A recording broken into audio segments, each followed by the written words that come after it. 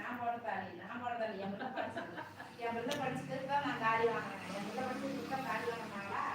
அப்படியே தாலி எனக்கு வேண்டாம். என் பஸ் 15 ரூபா கூட போட்டுக்க மாட்டாங்களா? எவ்வளோ சின்ன வயசுலேருந்து கஷ்டப்பட்டுருப்பாங்க. தாலியை கூட எனக்கு பழசு சம்பாதிச்சிருக்க மாட்டாங்களா?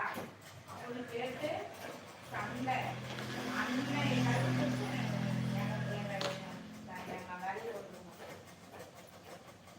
வாங்கவே இல்லையா? கொடுக்கவே இல்லையா?